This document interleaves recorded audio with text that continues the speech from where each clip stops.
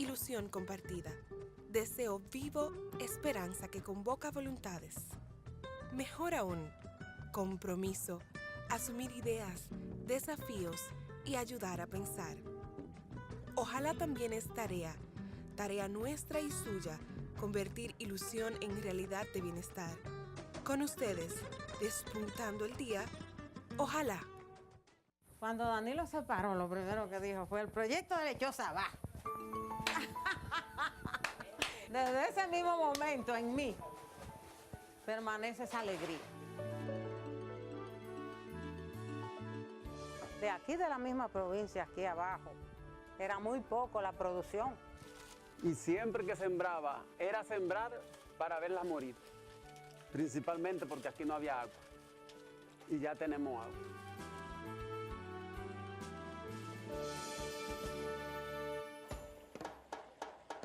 Esa visita fue muy beneficiosa para la asociación.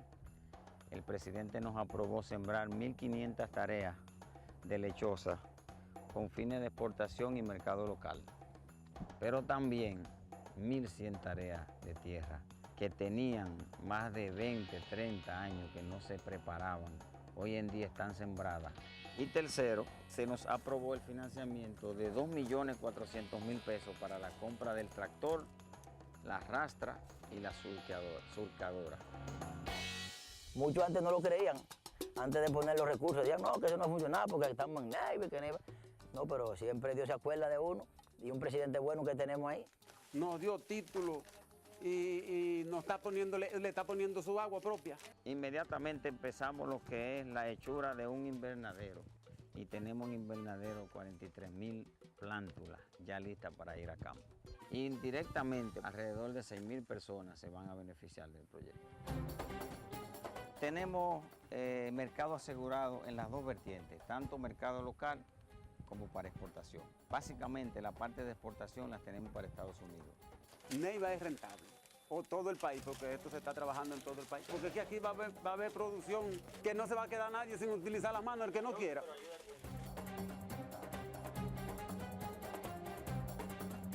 Se supone que vamos a vender toda la cosecha por 70 millones de pesos. De manera que estamos esperando que la asociación y los productores tengan una ganancia, un ingreso de 49 millones de pesos. Es que yo sé que de aquí voy yo a producir con que hacerle un rancho a mis hijos que todavía no lo tengo. Pero ahora, gracias a Dios y a este proyecto, que yo voy a hacer mi casa. Este es el gobierno de los pobres. Pero también yo estoy manteniendo mejor mi familia porque estoy manejando. Estoy comiendo bien ahora, gracias a Dios, pero voy a subir a clase media. Seguro.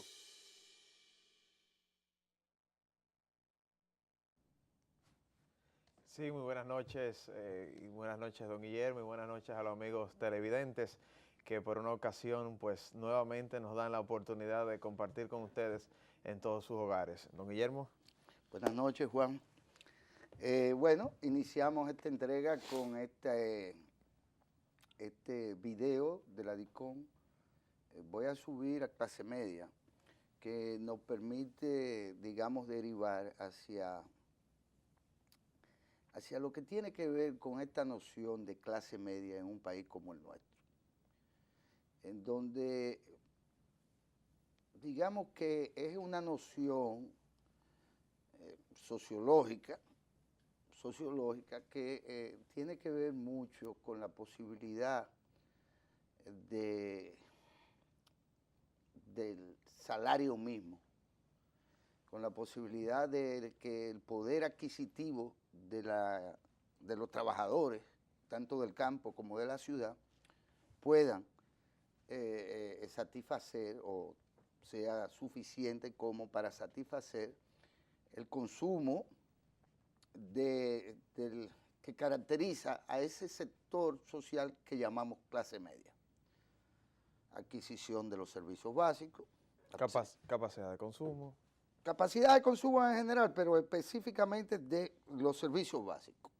Poder comprar y pagar, digamos, la energía eléctrica. Poder comprar y pagar el agua, la basura. Telefonía. ya con todo lo que implica la telefonía, poder cubrir los costos de las matrículas escolares y todo lo que implica tener, digamos, 2 o 3 hijos, cuando no en las escuelas, en las propias universidades. La transportación. Tema de vivienda, transportación, no se supone de que una clase media en un país como este que no tenga un carrito en una marquesina o como O la posibilidad de utilizar un medio. un medio cómodo, sea de una naturaleza o de otra. Sí. Vivienda digna. Y incluso la clase media en este país, pues en ausencia de una cobertura de seguridad en todo el sentido de la palabra, se la agencia. Si viven en un edificio, pagan todos el guachi, o pesetean a las unidades policiales del sector, en fin, es decir, porque a veces los tecnócratas y aquellos que manejan conceptos muy generales no tienden a aterrizar las cosas. Este video nos dice, y él lo dice este señor de una manera muy llana. Muy llana, pero dice, hasta ahora yo estoy comiendo. Si él mismo dice, con esto que yo estoy haciendo, con esta actividad que ya se formalizó, porque es una asociación, tienen título de tierra, tienen bienes comunes como la ratra, ¿cómo le llaman? Los utensilios debidos. Sí, lo que ellos mencionan ahí. Y dice, bueno, hasta ahora yo estoy comiendo, pero de aquí yo voy para la clase media. ¿Qué está pasando, Juan, con esto que tiene que ver con el llamado pacto laboral, que evidentemente tiene que ver no solo con las condiciones, digamos, sobre las que más se insiste, que es la pérdida de ciertos derechos acumulados por parte de los trabajadores, sino que tiene que ver también con el tema de que el salario para que la gente pueda salir de la pobreza y considerarse clase media. Y es muy propicia la ocasión, dado que la creación de empleos en la República Dominicana, y para muestra, basta este ejemplo del video de los productores de lechosa, esto se va a ir reproduciendo a nivel nacional y va a llegar un momento que van a aportar de manera significativa al Estado Dominicano y a toda la sociedad. Muy propicia la ocasión cuando en la actualidad se está discutiendo la posibilidad de que se realice la modificación del Código Laboral de la República Dominicana. Y usted muy bien lo menciona, es necesario que el Código de Trabajo de la República Dominicana sufra modificaciones significativas. Es un código que data de 1992 y en aquella época se tomó de referencia las experiencias que México había introducido en su territorio, y entonces esto nos sirvió a nosotros para tomar vuelo. Pero ¿qué sucede? Que pasan 22 años y la República Dominicana no se aboca a verificar cuán efectivas están siendo las normativas que en materia laboral está rigiendo la República Dominicana. Y uno se pregunta, ¿cómo puede uno suponer que uno permanezca inerte en un área tan sensible como es el área económica y laboral y que no se haya uno preocupado por actuar acorde a lo que la ciudadanía y la sociedad está llamando? El Código Laboral de la República Dominicana pues posee muchísimos aspectos que deberán ser discutidos. Hay puntos como los altos costes laborales que poseen nuestros empresarios, los derechos de los trabajadores que en todo caso tienen que ser reconocidos y defendidos, y es sobre la base de dicha defensa es que tiene que establecerse un código pues moderno para la República Dominicana. Puntos procesales como tiene que ver con la participación de los vocales en la audiencia de conciliación. La audiencia de conciliación en sí misma está siendo efectiva, está lográndose el cometido para la cual fue llamado. Y en fin, nosotros entendemos que para esa misma aspiración que posee el de clase baja para alcanzar una clase media, es mediante el robustecimiento de la legislación que nosotros tengamos en la República Dominicana. Y esto, don Guillermo, a propósito de una discusión que se está dando en estos días en la prensa nacional sobre los patronatos de los sindicatos y el patronato que representa a los patronos. Y se está hablando, aún con la idea de seguir la discusión de la modificación del Código Laboral, de tomar el tema de un aumento salarial.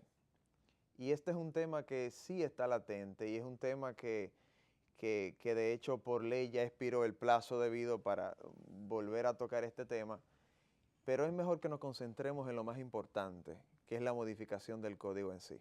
Si uno verifica el cronograma, ya para enero, febrero vamos a tener un anteproyecto.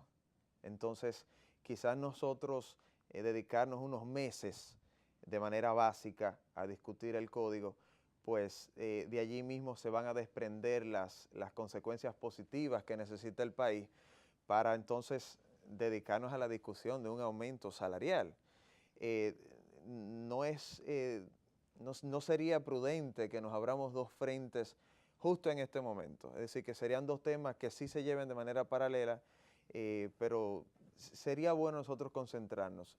Un aumento salarial es beneficioso siempre para quien lo recibe y eso siempre será así.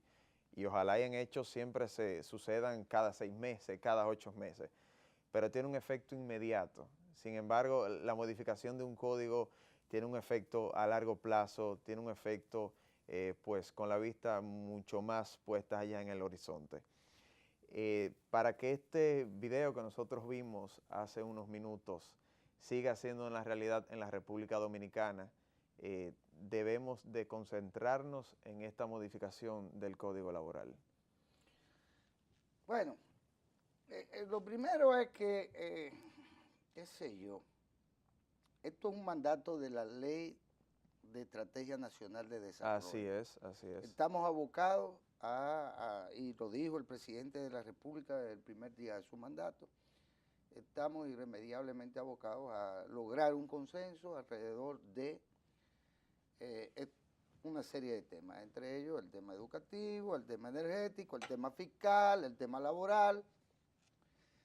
Esto hay que hacerlo y yo creo que si no se ha hecho es porque de alguna manera siempre vencer al status quo encuentra resistencia, a veces determinante hasta lograr que las cosas no se hagan.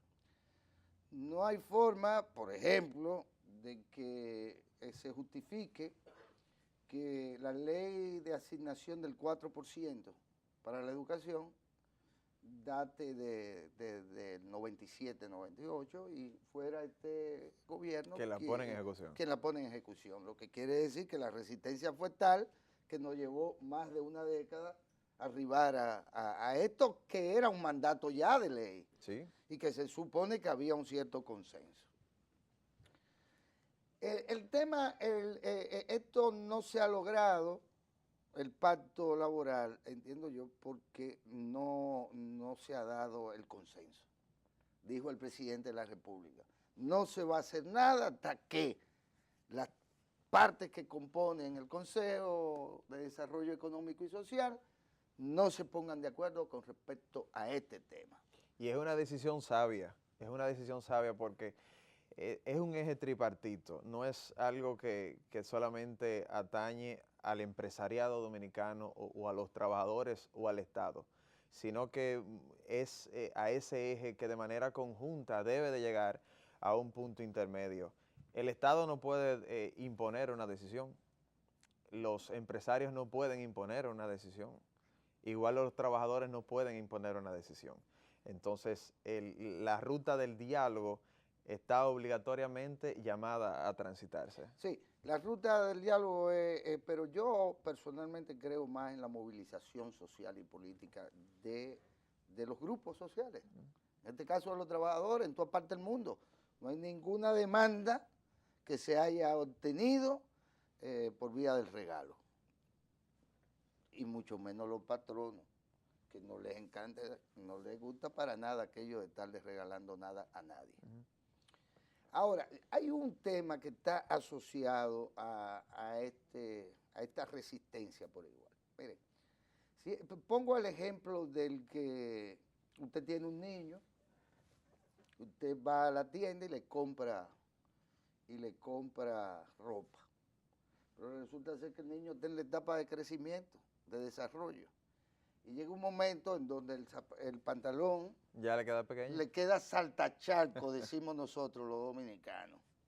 Le queda saltacharco, la camisa no le sirve y hay que buscar la manera de dárselo a otro, a un vecino, un primo, y comprarle una ropa nueva. El tema del pacto laboral y dentro de el tema que está asociado al salario mínimo, porque recordemos que solo el salario mínimo es materia de discusión tripartita. Sí, pero el salario mínimo el año pasado me parece que en un 14% sufrió un ligero aumento. Bueno, una indexación que duró también muchísimo tiempo. Para realizarse. Para realizarse. Sí. El salario mínimo. Sí, sí. Ahora, ¿qué resulta? Que estamos hablando de economía. Cuando tú decides indexar el salario mínimo, eso se tiene que reflejar en toda la escala salarial. Claro. Porque si no, la lógica misma se rompe. Pero además, cuando por alguna razón tú decides, que es el caso de los patronos que se dedican a la exportación y que manejan el tema cambiario, tú decides, no, que la moneda hay que dejarla flotar. Y, no, que déjala deslizarse hacia arriba o hacia abajo, porque a nosotros nos favorece, nos hace más competitivos, y porque, bueno, el interés nuestro no tiene mucho que ver con el resto del interés, tú dejas que se modifique el tipo de cambio. Oye, y fantástico para que tú seas competitivo, pero cuando tú desprecias la moneda local y fortaleces vía el tipo de cambio para la exportación, el dólar o la moneda que te sirva de referencia, tú estás generando también efectos en el resto de la economía. Entonces tú no puedes pretender que el muchacho creció y que siga usando el mismo pantalón. Y entonces el tema está en que hay que comprarse una muda nueva de ropa.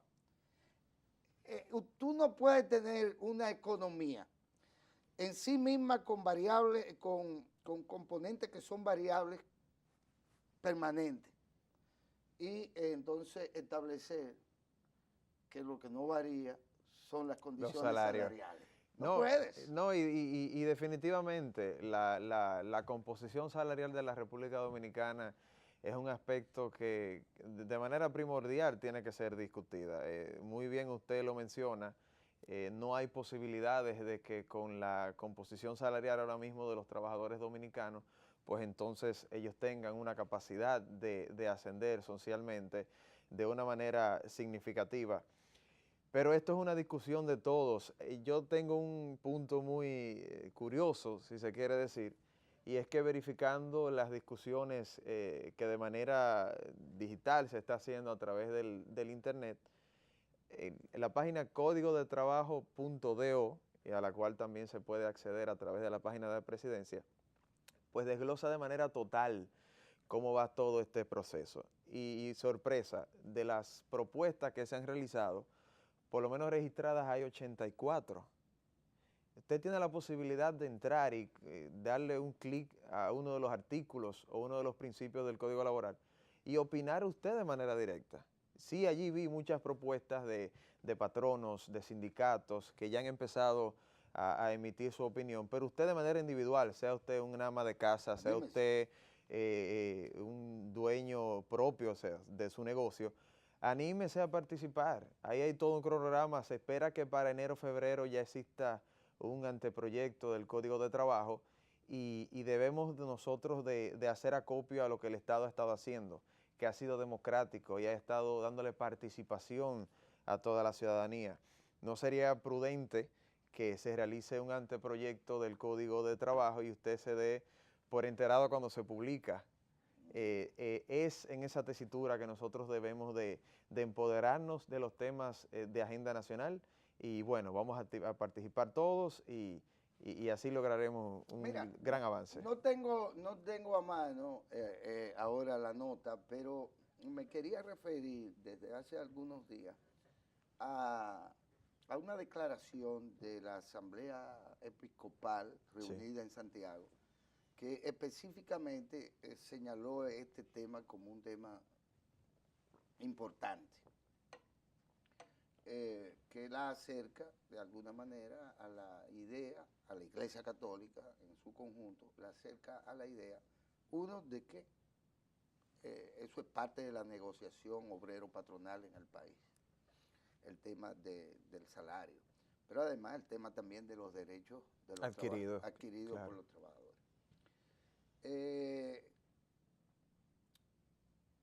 Ellos acotan la dialéctica, apuntan hacia la dialéctica del proceso y dicen, hay que aumentar el salario, en general, refiriéndose a los salarios en el país, porque es que la economía nuestra crece como los espaguetis Milano, pero entonces pretendemos que nuestra economía lo que genere sea malos empleos y bajos salarios. Tiene que haber una correlación. Tiene que haber una correlación. Totalmente. Entonces, ¿qué dicen la gente de la Iglesia Católica Dominicana?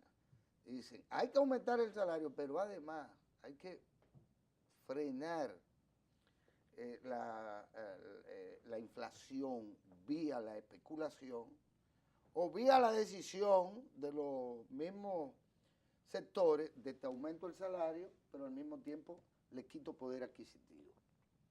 Entonces, porque estamos, es como en un juego, estamos en lo mismo, es decir, tú me estás aumentando un 10, un 15%, pero me das una tasa de inflación que si no es de la misma magnitud, en definitiva deja estático mi poder adquisitivo. Ya se siente incluso esa especulación, que es fruto de que el acuerdo, de que no se haya arribado a un acuerdo. Porque si de repente se arriba a un acuerdo y se anuncia y se implementa, no hay margen para que duremos 3, 4, 5, 6, 7, 8, 9 meses en ese juego en donde los agiotistas, los especuladores, bueno, hay cantidad de productos que usted va hoy a los supermercados y están más caros. Me hablaba de cuál café me gustaba. Sí. Y bueno, el único que hay, por así decirlo, amaneció a un precio que no era el de ayer.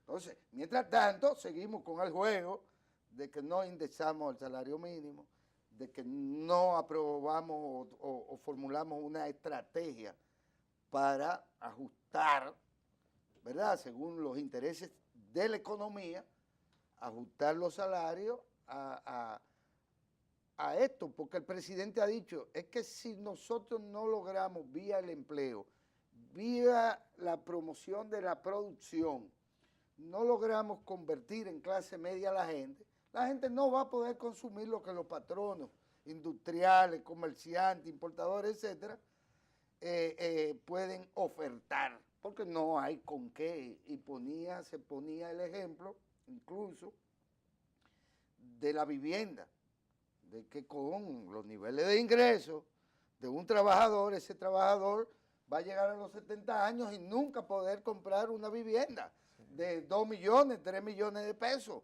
porque su propio nivel de ingreso apenas le alcanza para la reproducción de su fuerza de trabajo.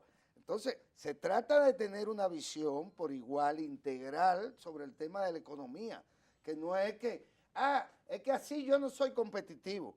Bueno, viejo, pero búscate otra forma de competir o dedícate a otra cosa si no eres competitivo, porque alguien pierde en la competencia. Sí. ¿Me explico? Y ese paso a la formalidad, que es a lo que aspira todo pueblo, de pasar siempre de un menor grado de informalidad hacia la formalidad, es la que consolida una clase media.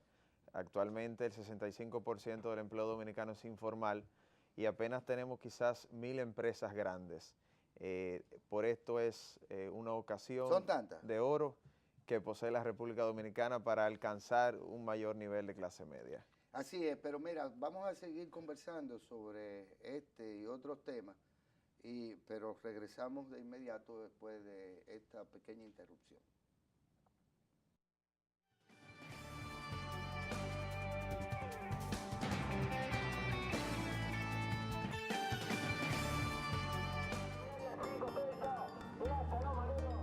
Me harté de llevar currículo. Yo y mi hermana, ella se levantaba por un lado y yo me iba por otro.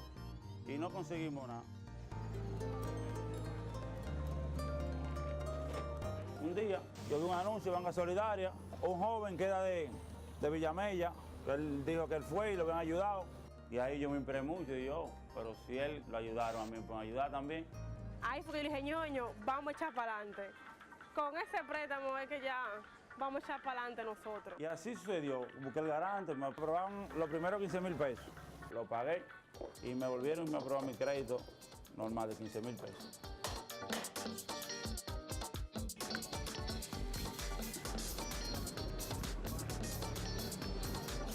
Tenía un solo caldero, ahí compré dos, compré una vitrina más grande, compré más mercancía.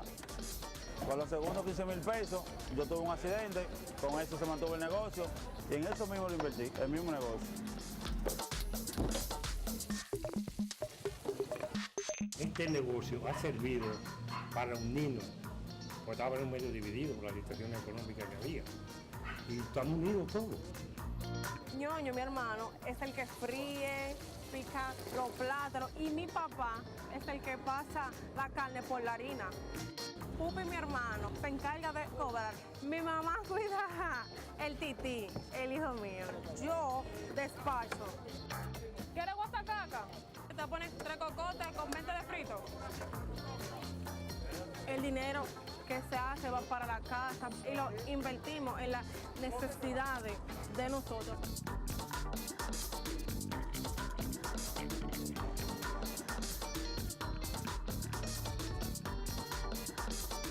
Yo veo esos préstamos muy bien, excelente, la mejor ahora mismo, donde la mayoría en la calle te prestan un 20, a un 25 y ellos te prestan a un 1%.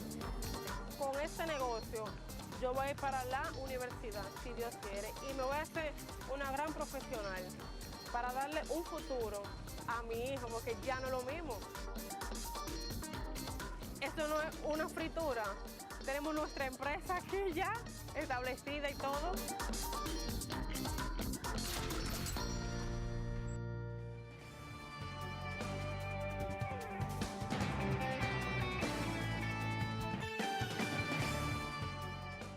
Esa no es una fritura, como dice ella, es una empresa. ¿Cómo enlazamos este tema, que es un tema sociológico, un tema económico? Estamos hablando de lo mismo. Este video comienza, el de ñoño y la ñoña, son 3 cocotes y 20 de frito. Y 20 de frito. Comienza diciendo, nos cansamos de llevar currículum. Es decir, vía el currículum no accedo a un empleo formal.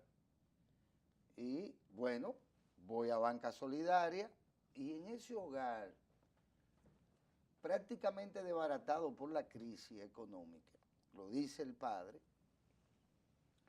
en ese hogar, con esa empresa, esa empresa generó 5 empleos.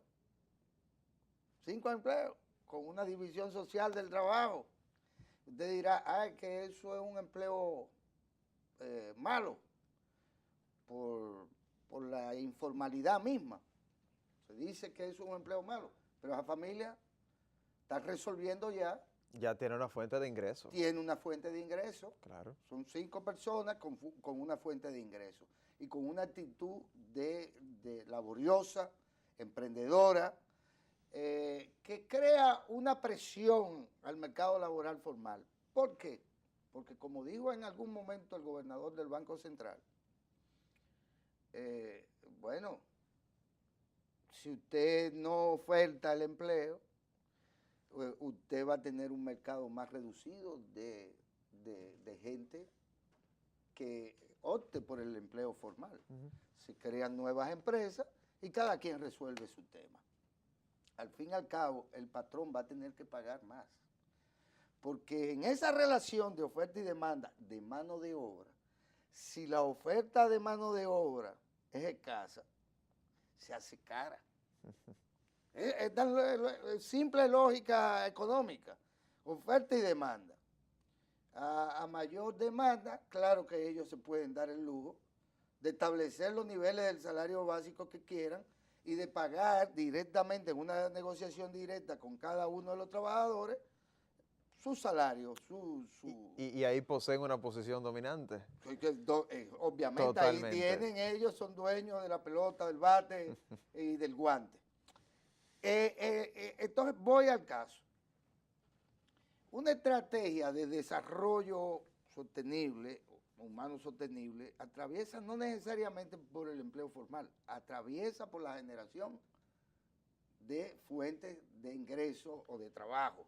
Que en materia laboral este sería un primer paso, o sea, pasar de no tener ningún tipo de ingresos a entonces captar ingresos, aunque sea de manera informal, es un primer paso. Ahora, un segundo paso ya es la formalidad.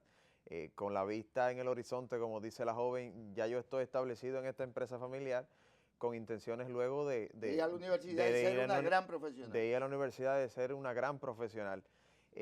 Todo este eslabón por lo cual pasa el trabajo está mutando, está mutando. Es un video sumamente instructivo de cómo esta familia empieza a adquirir bienes y empieza a tener capacidades que antes pues no tenía, y gracias a un crédito que el Estado le ha otorgado, esto ha sido una realidad.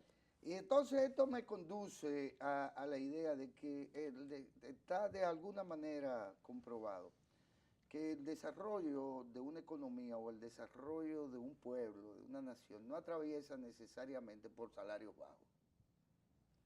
Porque se ha sostenido la falsa idea de que la varita mágica del desarrollo nuestro atraviesa por el salario bajo de la zona franca o atraviesa por el salario bajo de todos los sectores laborales.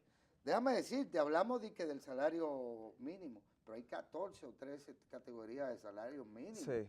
Es decir, que también estamos jugando en un eufemismo. Uno es el salario mínimo de la zona franca, otro es el salario mínimo de la gran industria, que ciertamente no es tan bajo, es el salario mínimo, pero lo que va entre una y otra, los distintos sectores laborales, incluyendo la microempresa, los salarios mínimos y no mínimos son bajos. Y aunque suponga la adquisición de un salario, digamos, en este caso mínimo, la garantía o la seguridad de que uno empieza a tener ingresos, más allá de un salario mínimo, yo creo que influye más la creación de oportunidades. Más allá de que una persona se dedique a encontrar un salario, un empleo con un salario de calidad, al margen de esto es muy importante siempre la creación de oportunidades, porque usted se explaya de otra manera, usted posee otras metas, usted tiene garantías que no solamente con un salario usted pudiese alcanzar. Yo creo que sería un tema paralelo al del salario también, esa facultad de que usted encuentre la oportunidad de emprender un negocio propio, por ejemplo. O de encontrar un primer empleo, en donde usted obviamente no puede pretender tener el ingreso a los 18 años, o a los 22, o recién egresado de la universidad, que usted tendría cuando ya usted tiene una maestría, un doctorado, y ya tiene una familia, tiene ya 35 años, es obvio que usted no le pasa por la cabeza aspirar a los 22 a tener ese salario. Pero qué importante es acceder a un primer salario, porque eso también, digamos que le empuja hacia arriba a la empresa misma, porque llega un momento en donde ese muchacho que usted contrató hace un año con un salario ventajoso para usted, aunque no necesariamente para él, ya al año tiene la experiencia laboral que necesita para irse a la competencia suya y decirle, ¿cuánto usted me oferta? Y entonces, usted con ese ejemplo, imagínense cuánto cambia las condiciones laborales de un empleado digamos que en 3 años que se siente luego con las capacidades de exigir un aumento salarial. Si eso es de manera personal, imagínese usted cuánto cambia una sociedad en 22 años. Y continúa ese código todavía siendo la normativa principal de la República Dominicana. Que sí, que han existido muchas modificaciones, pero en puntos muy específicos. Y también no podemos perder de vista que tenemos una nueva constitución que en el año 2010 pues estableció nuevos principios en materia social y económica. Y hay que verificar este punto, hay que adecuar el código laboral a los principios sociales y económicos sobre los cuales la República Dominicana está siendo regida a partir del año 2010.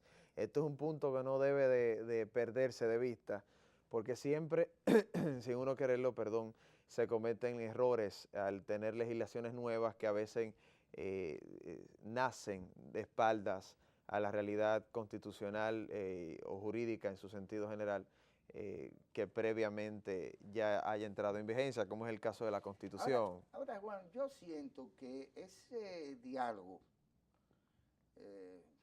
alrededor del tema del pacto laboral está muy empantanado con respecto a las viejas figuras. Por ejemplo, el de la cesantía. Sí. Por ejemplo. O a esa figura que los trabajadores, nuestros amigos, los dirigentes sindicales, plantean como los derechos adquiridos. Uh-huh. Pero he oído argumentaciones del sector patronal, al que no quiero calificar como muchos pretenden cuando se debate, como ustedes son los malos y estos son los infelices. Uh-huh, uh-huh. No creo que ese sea el contexto en que hay que plantear la discusión. Yo siento que hay una necesidad de transformación del código a partir también de transformar lo que han sido sus pilares. Ahora, no se le puede pedir a la clase trabajadora por igual que renuncie a eso que ella entiende ya le pertenece, que fueron demandas, digamos que, o derechos conquistados hace tiempo. Luchas sociales de muchos años. Exactamente. Ahora, ¿cuáles son los puntos básicos en donde tú entiendes que, o neurálgicos de la discusión? Sí, inicialmente hay un aspecto procesal que todo jurista en el área laboral lo conoce pues muy al dedillo, y es uno que tiene que ver relacionado a la ejecución de las sentencias. El plazo que otorga el Código de Trabajo para ejecutar una sentencia es apenas de 2 días. Entonces, es un tiempo exageradamente corto. Una empresa que tenga su presupuesto previamente hecho, una empresa que tenga todo previamente planificado y venga una notificación de una sentencia por vía de acto de alguacil, entonces tiene que buscar el dinero en 48 horas. Con esto también se han hecho muchas cuestiones no sanas de parte de abogados que han sido inescrupulosos. Ese es un punto. Otro de los casos es que se le da la facultad a que el ex empleado haga una venta de su caso hacia su representante legal. Entonces, el abogado muchas veces le compra el caso. Bueno, tú tienes derechos por, digamos, 200,000 pesos. Yo te doy 100,000 pesos ahora y bueno, tú te olvidas del caso y yo adquiero la facultad de reclamar esto. También ahí hay la necesidad de verificar hasta qué punto esto se puede permitir. Otro de los puntos que hay que verificar por igual, bueno, muchas veces la presencia de los vocales en una audiencia de conciliación, todo el mundo debe reconocer la participación activa que estos tienen ¿Y qué se busca detrás de esto? Que haya un espíritu de conciliación y que haya un espíritu de proposición, de búsqueda de salida. Pero en los hechos, ¿esto está siendo realmente importante? ¿Está siendo esto realmente utilizado como está llamado a que se haga? La misma audiencia de conciliación, ya cuando una persona decide entablar un juicio o demandar, es porque no ha tenido la facultad, no ha tenido la posibilidad de establecer una conciliación. No puede darse, por ejemplo, que la conciliación sea previa a la audiencia. Hay muchos aspectos. El mismo punto de la cesantía es otro que yo digo que va a ser el punto central. Pero hay otros que de manera categórica no pueden ser tocados. Hay derechos de los trabajadores que son conquistas que deben de ser defendidos a capa y espada. Por ejemplo, uno de ellos, se está estudiando la posibilidad de que hayan cierto tipo de desahucios sobre la mujer embarazada. Eso es un punto muy delicado. Eso es un punto muy delicado y la clase trabajadora de la República Dominicana no teniendo ese nivel adquisitivo, pues entonces que también legalmente exista esta posibilidad de que sea apartada de la empresa bajo varias condiciones, es un punto que yo sé que los patronos van a tener de frente al sindicato de los trabajadores. Y así hay muchos artículos. El tema que ha afectado incluso a importantes empresarios del sector turismo, que prácticamente que tiene que ver con lo de los embargos o algo similar. Es con la ejecutoriedad de las sentencias. Es con la ejecutoriedad de las sentencias. O sea, cualquier conflicto laboral de repente te puede hacer colapsar una empresa de 800 empleados. No. Y digamos, el 90% de las empresas de la República Dominicana son pequeñas y medianas empresas. Y digamos que un caso laboral de 300,000 pesos, que sí, que el empleador, digamos, que en el caso hipotético lo tenga que pagar, pues lo tiene que pagar y la ley lo exige. Pero viene a ejecutarlo en un tiempo tan corto que hace que la empresa desaparezca. Una pequeña empresa que tenga 2 y 3 empleados y que venga una sentencia de 400,000 pesos y que se tenga que ejecutar en menos de una semana todo, hace desaparecer la empresa. Entonces, algo hay que hacer relacionado con el plazo, relacionado con los pagos, relacionado con la ejecutoriedad de esta sentencia. Usted menciona el caso del turismo. Muchos de estos abogados se han dedicado a ejecutar sentencias de una manera temeraria. ¿Y cuál es la señal que se le da al turista que viene aquí? Un turista que viene a vacacionar, donde quiere encontrar no solamente sol y playa, sino seguridad. Y que entonces encuentra todo un aparataje de alguaciles y de fuerza pública, no se lleva una buena imagen. Entonces, es el conglomerado de los actores. Tienen que poner un granito. El abogado que va a ejecutar, el trabajador que quiere cobrar y la empresa misma. No podemos nosotros permitir, bueno, no, hay que buscar el dinero, vamos a ejecutar pura y simplemente. Hay sectores como el sector turístico que deben de ser ampliamente protegidos. No con esto queremos decir que todos los derechos de los trabajadores en algún momento vayan a ser desconocidos, no, jamás. Esto teniéndolo de frente y es lo primordial.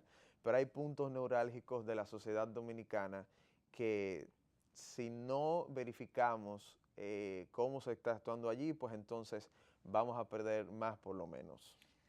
Yo, en realidad, como no soy abogado, ni soy economista, ni soy, por lo tanto, empresario, por demás, no logro explicarme cómo en este debate sobre el tema laboral, el derecho a la sindicalización no le preocupa ni a los supuestos sindicatos existentes.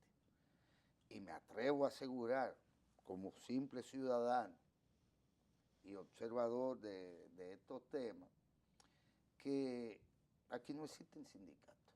Es más, que la cultura sindical de parte de los empresarios es, si el sindicato es amarillo, entiéndase la caja y todas esas cosas, que han jugado su rol, los pocos que hay, centrales sindicales, Sí. ¿verdad?, que han jugado un rol, no lo cuestiono, pero aquí no existe el sindicalismo, y no existe porque la clase empresarial no lo permite, y porque se ha estructurado una cuestión laboral en donde el sindicato no existe.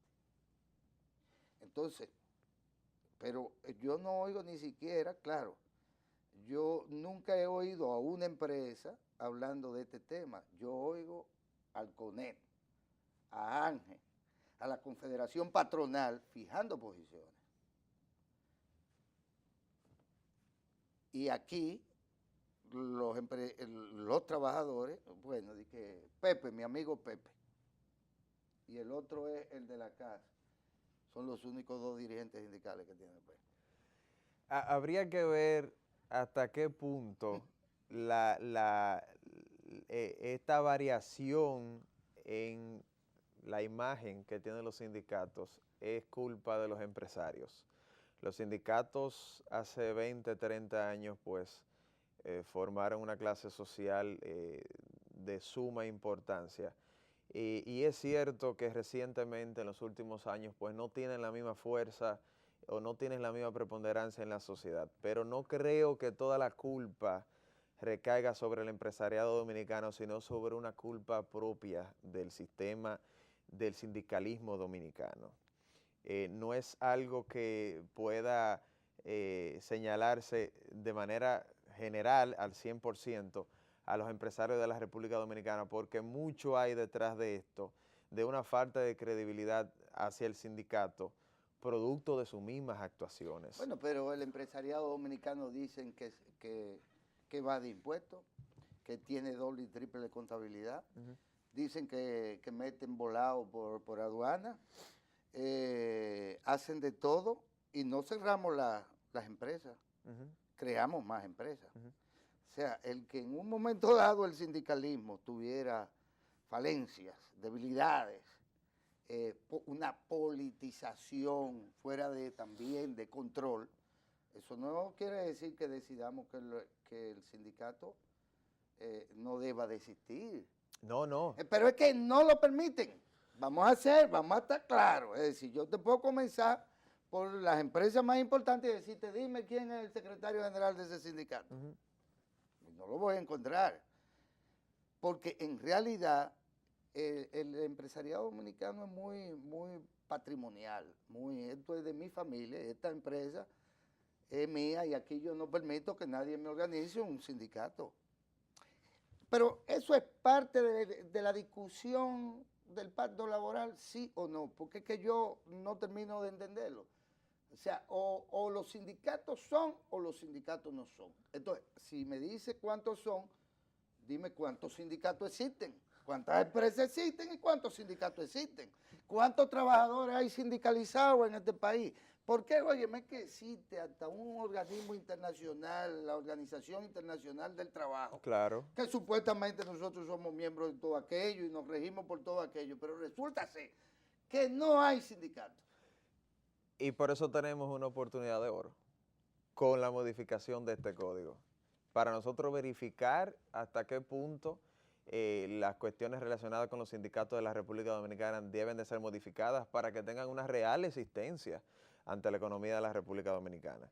Y también que fue el mismo llamado que hizo el decreto del presidente el año pasado que conformó la Comisión para la Discusión del Código Laboral, que el mismo código nuevo tiene que hacer acopio de todas las exigencias de la Organización Internacional de Trabajo, precisamente, y uno de los puntos era sobre el sindicalismo.